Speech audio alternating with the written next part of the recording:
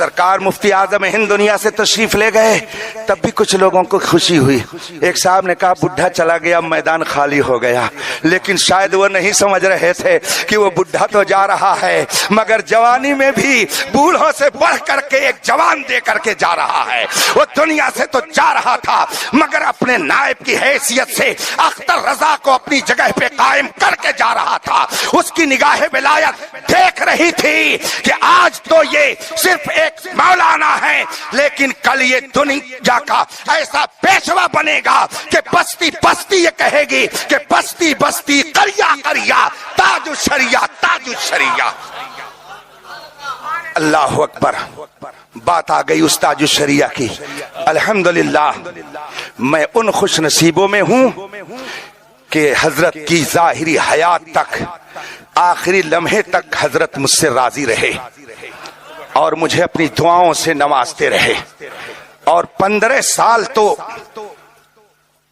ایسا بھی سال میں 3 دن گزرتا تھا کہ جب علماء کی محفل اکٹھا ہوتی، اہم مسئلوں پر جب گفتگو ہوتی، حضور تاج الشریعہ شرعی کونسل آف انڈیا میں تشریف فرما ہوتے تو 3 دن تک یہ فقیر بھی ان کی غلامی میں مستقل رہتا، اور جو علمی مسائل ہوتے سارے علماء بیٹھ کر کے اس کو حل کرتے، اور پھر تاج الشریعہ کی بارگاہ میں یا تو محدث کبیر یا یہ فقیر لے جا کر کے ساری بحثیں رکھتا۔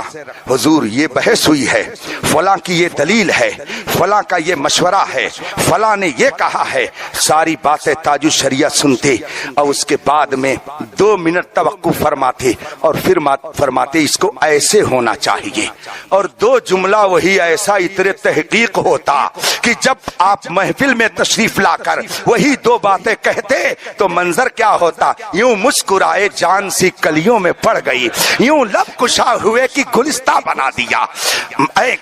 کتنے واقعات ایسے جانتا ہوں کہ جب سب کا علم جواب دے جاتا تو میرے تاج الشریعہ کا علم وہاں پہ ٹناٹن بولتا نظر آتا۔ مدینہ منورہ کا واقعہ آپ لوگوں نے ہو سکتا ہے سنا ہو۔ حضور تاج الشریعہ مدینہ منورہ میں جلوہ فرما تھے، حج کے ایام میں آپ وہاں بخاری شریف کا درس دے رہے تھے۔ اتفاق سے بخاری شریف کے درس میں عرب کے بہت سارے شیوخ تشریف فرما تھے، اہل علم ہوتے، عوام کا مجمع ہوتا۔